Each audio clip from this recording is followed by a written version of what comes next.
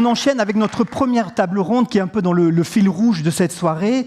Le thème, c'est « L'Europe a-t-elle encore sa carte à jouer dans le combat de l'intelligence artificielle entre la Chine et les États-Unis ?» Et donc, j'appelle à monter sur scène Xavier Boileau, qui est partenaire chez Oliver Wyman, Jean-Loup Loyer, Chief Data et IA Officer chez Eramet, Didier Mama, vice-président Data, AA and AI chez Decathlon, je m'y perds un peu. Et cette table ronde, ne te moque pas Muriel, est animée par Muriel Motte, qui est journaliste à l'Opinion. C'est à vous.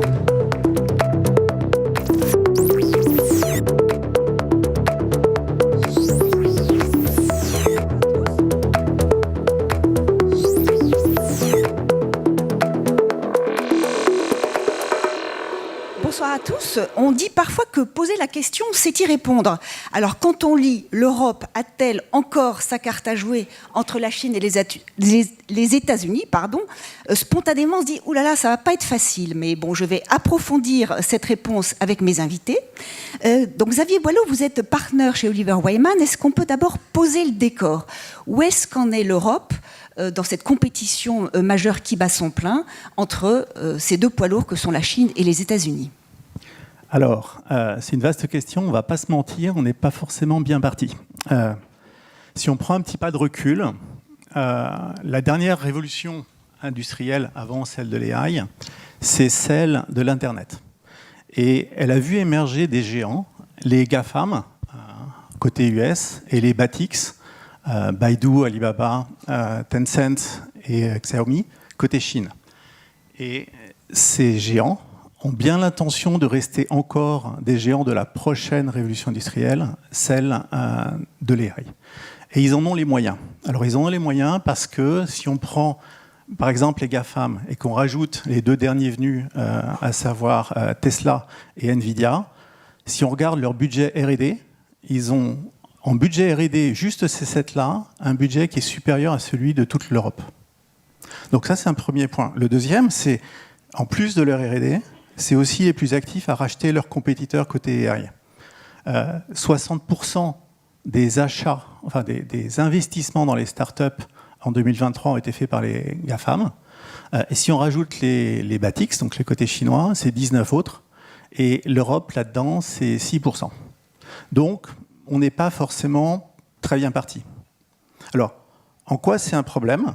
Eh bien, c'est un problème pour au moins 3 raisons. La première, c'est que l'AI va s'imposer à tout le monde. Si on regarde juste ce qu'en pensent, en tout cas, les différents analystes, les gains de productivité liés à l'AI et au Gen AI sont estimés entre 15 et 30, voire plus, % de gains de productivité. Ça veut dire que toutes les sociétés vont devoir implémenter tout ou partie, en tout cas, dans leur process, mettre de l'AI et du Gen AI. Ça, c'est un premier point. Le deuxième, c'est toutes ces sociétés, les GAFAM, sont très efficaces. Et ils ont réussi à convaincre énormément de gens que c'était avec eux qu'il fallait faire affaire. Et c'est ce que disent vos clients. Enfin, tout le monde veut travailler avec les GAFAM, non ? Alors, exactement. On a posé la question à un certain nombre de dirigeants et 77% des dirigeants ont annoncé qu'ils voulaient travailler avec les Google, les Microsoft ou les Amazon ou éventuellement les moteurs de Facebook, etc. Donc 77%, c'est quand même énorme. Et le dernier point, c'est que ces géants subventionnent énormément les usages. Donc ils sont en conquête de parts de marché de manière énorme. Et on estime par exemple que actuellement, quand vous utilisez par exemple un de leurs services, ChatGPT pour ne pas le nommer, en fait, vous ne payez que entre 10 et 15% du coût réel de ce service. Donc ça veut dire qu'à un moment donné... Il tue la concurrence en fait. Ils tuent la concurrence, mais comme tous les oligopoles, ils ont bien l'intention de se rattraper plus tard. Donc ça veut dire 2 choses. Ça veut dire, à un moment donné, les Européens paieront la facture. Donc ils paieront soit sous forme de droits d'usage, de software, etc. aux GAFAM la facture, soit sous forme d'importation de produits qui intègrent ces trucs-là aux Chinois. Ça, c'est le premier point. Et ça veut dire que ces gains de productivité de 15 à 30% que les Européens pensent faire, ils vont repartir soit côté US, soit côté Chine, soit des deux côtés, mais en tout cas, pas forcément rester en Europe. Alors Didier Mama, vous êtes en charge de l'IA et de l'analytics chez Decathlon. Vous jugez aussi très frustrant le fait que l'Europe se voit comme un marché ouvert et non pas comme une puissance. Est-ce que cela va nous empêcher de jouer une carte majeure dans l'IA ? Non, je ne pense pas. Si on regarde aujourd'hui les trois grands qu'on a cités, Google, Amazon et même Microsoft, ils ont ouvert je parle que du cas de la France, ils ont ouvert des laboratoires en France parce qu'on a une vraie force, je dirais, d'innovation. On a un très haut niveau mathématique, c'est essentiel. Donc je pense qu'on a les cartes en main. On a des startups comme Mistral qui ont émergé. On a aussi des gens qui font des choses très très bien comme Gingface. Donc je dirais, c'est vrai qu'on est mal engagé, mais comme ancien sportif de haut niveau, tant qu'on n'a pas terminé le combat, on n'a pas perdu. Mais alors, concrètement, vous travaillez avec qui chez Decathlon ? Est-ce que vous travaillez avec des Européens, des Français ? Alors, c'est vrai qu'on travaille parce qu'on est dans la concurrence mondiale, on est un groupe mondial, donc on se doit de travailler avec ceux qui peuvent nous apporter les gains de productivité qu'on peut avoir. Cela dit, on est très attentif à plusieurs choses. Déjà, comment on construit les architectures, c'est-à-dire que tout est découplé. Du jour au lendemain, on peut découpler la structure de la data, les modèles, etc. Et ça, c'est pourquoi ? C'est pour pas dépendre d'un seul opérateur ? Parce qu'on n'est pas idiot. Hein. On sait que ces gens-là vont se rattraper. Maintenant, on a des modèles clés en main qu'on commence à tuner nous-mêmes et qui vont nous donner une possibilité d'être indépendants. Alors les infrastructures, je dirais les couches basses, bon, c'est pas des couches à très forte valeur ajoutée. Et bon, c'est pas très important, mais toutes les couches d'intelligence, ça, on fait très très attention de rester maîtrisant. Hein, c'est le terme. Les datas pour entraîner les modèles, ben on les partage pas. Donc ça, on vérifie. Et on a toujours ce travail dans l'architecture de retour en arrière. C'est vrai que le marché est quand même très prégnant aux côtés de ces grands Américains, mais en fait, on n'est pas bloqué non plus. Ça demande un peu plus de travail, ça demande un peu plus de savoir-faire, mais le combat n'est pas non plus perdu. C'est comme le consommateur. On peut acheter des produits faits en Chine, très polluants, ou on peut acheter des produits moins polluants qui sauvent la planète. Et qui coûtent plus cher. Bah, ça dépend ça dépend quelle régulation sur les prix on va mettre dans le futur. Ouais, voilà. Ouais. C'est le législateur de faire son job, pour le coup, et l'Europe de faire son job, de se voir comme une puissance, de dire oui au programme de Mario Draghi, par exemple, très récemment, et puis d'écouter un peu des chercheurs comme Eli Cohen, qui travaillent sur ce sujet de l'Europe puissance depuis des années, et qui est pas forcément très écouté. Et donc cette dépendance aujourd'hui à l'égard des États-Unis, qui est quand même assez forte, pour vous, est-ce que c'est un problème ? Est-ce que c'est inquiétant ? Disons que c'est ambivalent. En tant qu'Européen, ça me pose problème. Oui. Ça, c'est clair. Mais en tant que dans une compétition mondiale économique, ça me pose pas de problème. On travaille avec eux. Par contre, on est extrêmement prudent parce qu'on sait qu'à un moment, ils vont, je dirais, tendre la sébille en nous disant, bah, les gars, il faut payer, et quand on aura été loqué, comme on dit chez nous, on ne pourra pas le sortir. Et ça, on fait très très attention de pouvoir avoir un go-back, enfin une porte de retour sur ces sujets-là. Ça, c'est très très important pour nous. D'accord. Et Jean-Loup Louayer, donc vous êtes Chief Data et AI Officer chez Eramet.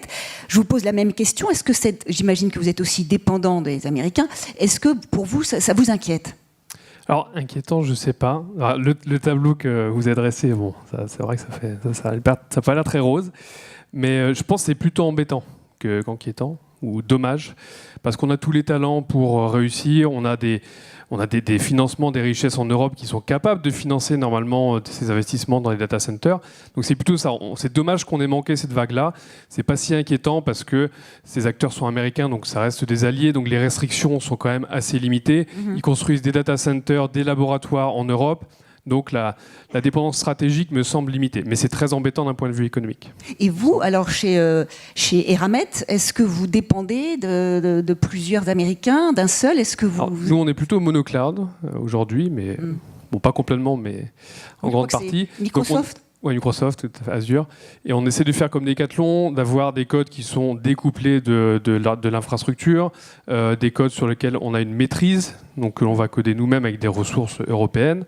Donc on va utiliser le moins possible les algorithmes boîte noire qui sont fournis par ces fournisseurs de cloud. Donc on essaie d'internaliser au maximum. Et puis il faut ruser, quoi. Il faut pas. Et puis il faut ruser. Et puis beaucoup de nos cas d'usage sont quand même opérations sont très liées à nos métiers, à notre savoir-faire. Et c'est très difficile de les automatiser complètement. Il y a beaucoup d'adaptations, des solutions, des services, des algorithmes existants. Donc il y a beaucoup derrière de personnes, de data scientists, d'experts IA qui doivent intervenir, ou des gestionnaires de projets, pour réaliser des projets.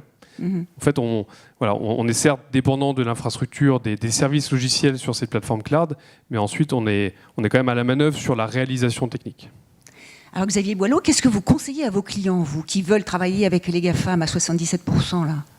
Alors, ça a déjà été dit en partie, mais on a en gros 5 recommandations. Alors la première, c'est comprenez vos dépendances stratégiques. Donc ça a été dit, à un moment donné, il faudra payer la facture. Donc faites attention à avec qui vous faites un partenariat. Et le deuxième point, ça a été dit aussi, mettez en place des architectures modulaires. Les modèles changent tout le temps. Il y a des nouvelles versions tout le temps, il y a des petites, des moyennes, des grosses. Il y aura à un moment donné un écosystème de moyennes avec de modèles, avec des modèles qui en orchestrent d'autres, des modèles qui sont plutôt généralistes, qui orchestrent des tâches qui sont faites par des modèles plutôt spécialistes. Donc, créer une architecture modulaire où vous pouvez remplacer chaque pièce. Le troisième, comprenez l'écosystème, vérifiez qui est capable de faire quoi, et en particulier, regardez les modèles open source à un moment donné pour les trucs qui vont être différenciants. Investissez dans l'open source plutôt que de vous créer une dépendance pour les choses qui sont vraiment différenciantes, par exemple sur les choses qui vont intégrer votre propre savoir-faire. Le quatrième point, c'est autre chose, c'est embarquer vos équipes. Un des dirigeants qu'on a interviewé nous a dit l'AI, c'est 30% de technologie, c'est 70% d'humain. Donc il faut embarquer les gens. Et pour embarquer les gens, il faut démythifier et les faire toucher le truc rapidement. Parce que quand on les interroge, les employés, au début, ils ont très peur pour leur emploi. Mais quand ils ont touché ce que ça peut leur servir, ils sont très engagés dans la transformation. Et le dernier point, c'est dans les use cases, c'est faites un bon cocktail entre des use cases qui vous permettent d'embarquer les gens et des use cases beaucoup plus transformants, parce qu'on a regardé un petit millier de use cases, il n'y en a qu'une vingtaine qui sont réellement transformants, qui font plus de 50% des gains. Ça vous parle, ces petits conseils là, ça vous... Oui, c'est du bon sens. Hein. C'est du bon sens. Le bon sens près de chez vous. Jean-Loup Loyer, l'Europe a manqué le premier train de la première génération du cloud, mais est-ce qu'elle peut se rattraper ? Parce que rien n'est définitif, surtout dans ces domaines-là. Est-ce qu'on peut espérer qu'un Européen... Je pense, alors c'est une question de volonté, hein, je ne veux pas être oracle, mais il y a des nouvelles technologies qui arrivent, le quantique, par exemple, on en parle beaucoup. La France est très bien placée en termes de R&D, avec le plateau de Saclay notamment. Les LLM, donc pour le traitement du langage, Mistral, Hugging Face, on en a parlé. L'apprentissage par renforcement, on a des laboratoires très forts dans le domaine à l'université.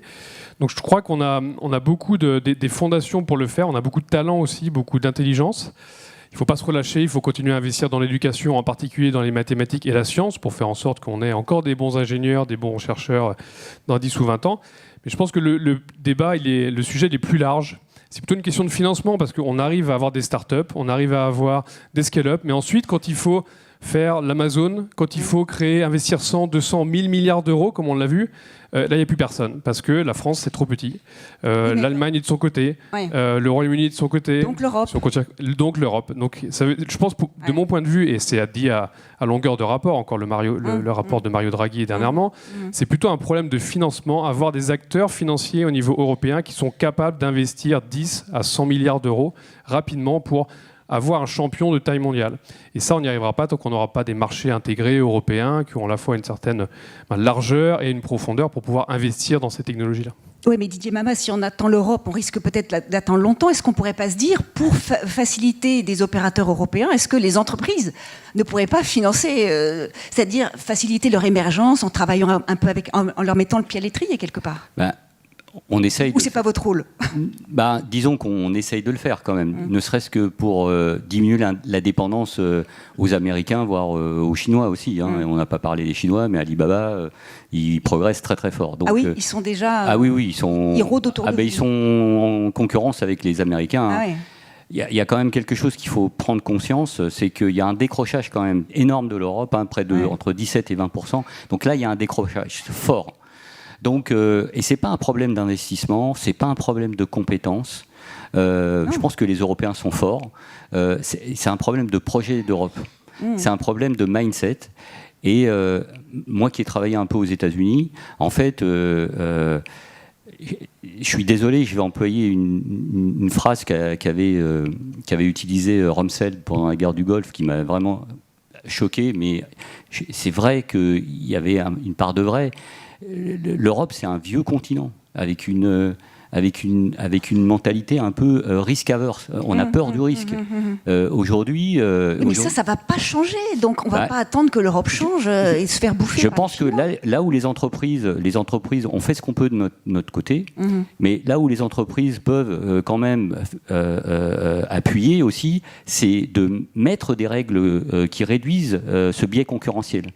Voilà. Il y a des contextes que les instances européennes devraient mettre pour nous permettre, nous, entreprises, de travailler plus avec des OVH, par exemple, dans le cloud, qui sont une très belle start-up, ou d'autres. Mais on ne peut pas demander aux entreprises non plus de se prendre 5 points de perte d'avantage concurrentiel, parce que sinon, Decathlon, demain, il n'y a plus de Decathlon. Il ferme la porte. Ouais. Xavier Boileau, qu'est-ce que l'Europe doit impérativement préserver si elle ne veut pas risquer d'être complètement distancée? Je lis ma phrase.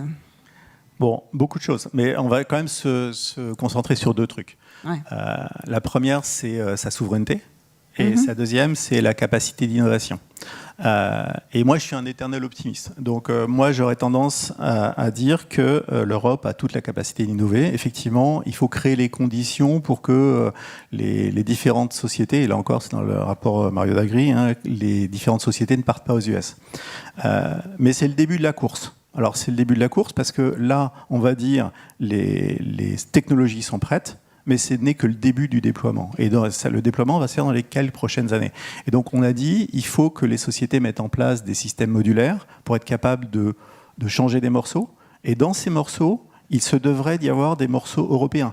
Donc, moi, je vais dire à tous les gens dans la salle, écoutez, testez des petits modèles, tester des gros modèles, tester des modèles open source, tester des modèles européens, tester des technologies européennes, tester des clouds européens. Et c'est par nos choix collectifs qu'on finira par faire émerger des licornes européennes.